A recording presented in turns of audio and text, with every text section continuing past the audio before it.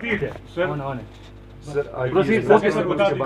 शुरू। जी सर बताएं। मेरी तरफ से सबको आदाब। आज के इस प्रेस ब्रीफ के हवाले से मैं ये बताता चलूँ आपको कि 29 मार्च को आप सब लोगों ने पहले भी उसको काफ़ी कवरेज दी है। एक बच्ची का जो लाश मिलती है हमें खुरामा गांव, जो Lolab police station Lolab area में है और पुलिस स्टेशन लालपुरा का एरिया पड़ता है। वहाँ पे एक लकड़ी के शेड में, जिसमें हम लकड़ी स्टोर करके रखते हैं, वहाँ पे एक डेड बॉडी मिलती है। प्राइमा फेशी लगता है कि बच्ची का जो है वो गला काटा गया है और उससे उसकी डेथ हुई है। बहरहाल रात का वक्त था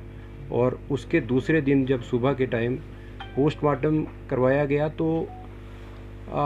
एक डिस्कशंस डॉक्टर के साथ जो हुई और प्रिलिमिनरी जो पोस्टमार्टम रिपोर्ट उनके हिसाब से ये पता चलने लगा कि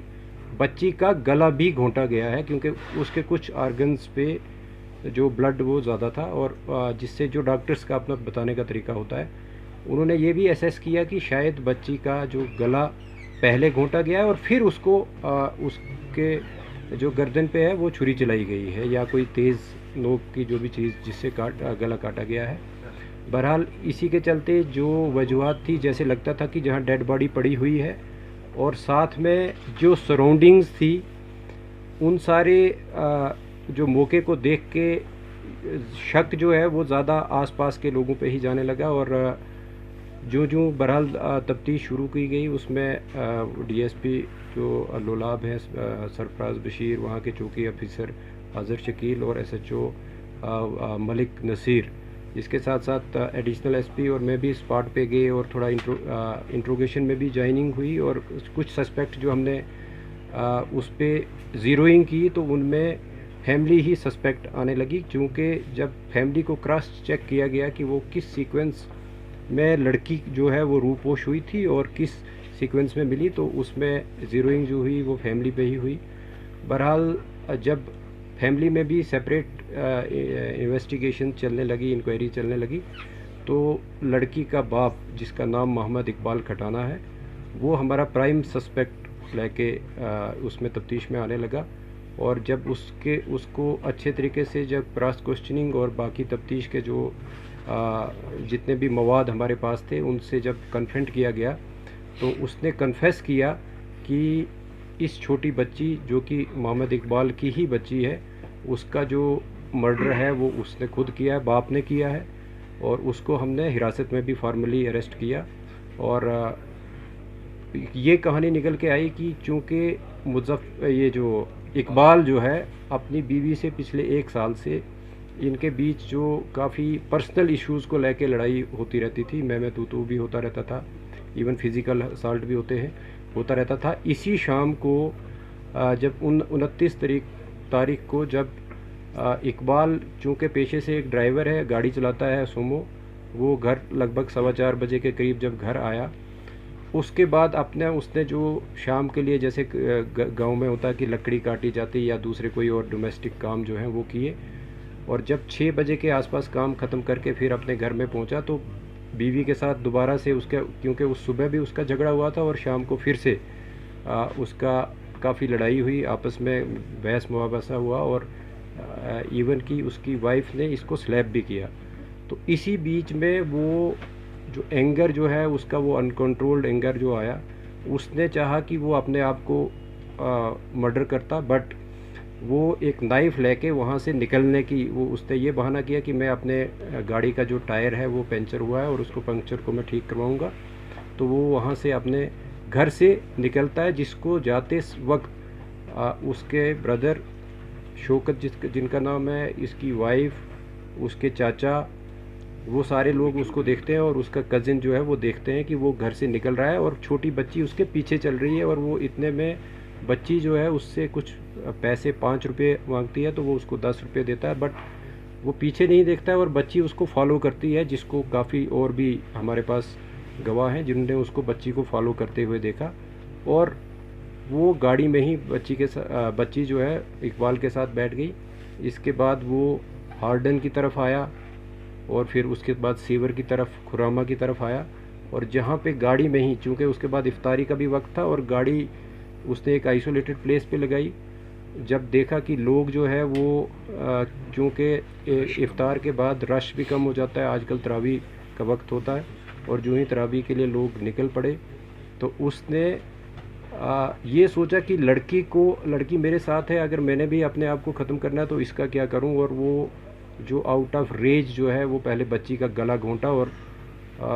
बच्ची जो है उसकी डेथ जो है उसी में हो गई। और वो अपनी सोच को बदलते हुए सोचा कि बच्ची को मैं कैसे किसी जगह ऐसी जगह रखूं कि वो उसकी डेड बॉडी जो है वो मिल जाए, और फिर मैं अपने आप को भी ख़त्म करूं। बट जब वो वहाँ पे डेड बॉडी को अपनी गोद में उठा के अपनी गाड़ी एक रोड के साइड पे लगाता है, और वो इस शेड पे जहाँ पे आखिर में डेड बॉडी मिली है वहाँ पे रखता है। वहाँ पे चूँकि इसने पहले ही अपने आप को ख़त्म करने के लिए एक चाकू जो है अपने घर से लिया था, और उससे फिर अपने इस जो जुर्म को वो दूसरा रुख देने के लिए, ताकि इसका शक जो है दूसरे लोगों पे भी जाए, और वहाँ पे शेड में जो है वो अब इस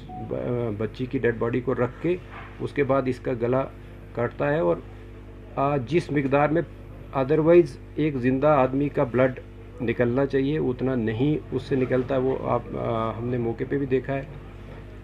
उसके बाद ये चाकू को धो के और अपने पास रख के फिर जाके अपनी गाड़ी को लाके हिज़्ब मामूल जहाँ पे ये गाड़ी को रखता था वहाँ पे ही गाड़ी को दोबारा पार्क करके जब घर जाता है, उसके बाद ही घर वाले इसको पूछना शुरू होते हैं कि बच्ची आपके साथ गई थी और बच्ची कहाँ पे है। तो वो ये बहाना बोलता है कि बच्ची मेरे साथ नहीं थी। अलबत्ता चूँकि 3-4 लोग जो मैंने पहले भी जिक्र किया कि जिन्होंने उसके फॉलो करते हुए देखा था बच्ची को, तो वो भी उसको कन्फ्रंट करते हैं, और इस बीच वो एक और बहाना बना के वो दूसरे उसमें उलझन में अपने आप को जो ख़त्म करने की कहानी को छोड़ के दूसरे उसमें रूप में आके और बच्ची को ढूंढने के गर्ज से या उसको एक और दूसरी रूपोश वाली जो भी मोड़ देने के गर्ज से वो थाना में पहुंचता है, और वहाँ पे अपनी रिपोर्ट जो है वो दर्ज करवाता है कि मेरी बच्ची गायब है। लेकिन जिस बीच वो रिपोर्ट करने के लिए आ रहा होता है उसी बीच जब उसके घर वाले या दूसरे मोहल्ले वाले बच्ची को ढूंढ रहे होते हैं, मस्जिद से भी अनाउंसमेंट की जाती है, और उसकी वाइफ को ये बच्ची इस शेड में स्पॉट होती है डेड हालात में। तो वहाँ से फिर बच्ची को बरामद करके वो फिर से जो मैंने पहले शुरुआत में की कि बच्ची को किस तरीके से फिर उसका पोस्टमार्टम किया गया और बाकी जो सारी कार्रवाई मुकम्मल की गई। अभी तक की तफ्तीश में सिर्फ मोहम्मद इकबाल ही एक वाहिद सस्पेक्ट जो वाहिद मुलजिम जो है वो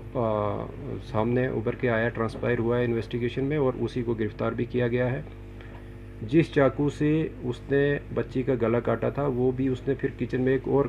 मखसूस जगह पे छुपा के रखा था, वो भी बरामद किया गया है। इसके साथ साथ उसके कपड़े जिन पे जो उसके कफ्स होते हैं कॉलर, ये जो बाजू के, उनसे भी ब्लड जो स्टेन्स मिले हैं और उनको भी सीज़ किया गया है। और जहाँ जहाँ पे वो रुका है और जिस तरीके से हमने टेक्निकल जो एविडेंस को कलेक्ट किया है वो बिल्कुल कॉरोबरेट होता है कि वो कहाँ कहाँ गया था और किस किस कौन कौन सा उसका मूवमेंट पैटर्न रहा है, वो भी सारा इस्टेब्लिश हुआ है। बहरहाल जो तफ्तीश अभी तक हुई थी, और मुझे लगता है कि यहाँ तक ही हमारी तफ्तीश जो है, अब इसको सिर्फ जो बाकी लीगल प्रोसीजर्स हैं वो हमने पूरे करने हैं, और जो इकबाल है उसको गिरफ्तार किया गया है। सर, इस साजिश में और कोई अरेस्ट हो सकता है? क्योंकि जिस तरह से डोमेस्टिक मियाँ बीवी की लड़ाई जो है वो मुझे लगता है थोड़ी बहुत नोक झोंक, बड़े लेवल की नोक झोंक हर जगह होती है। बहरहाल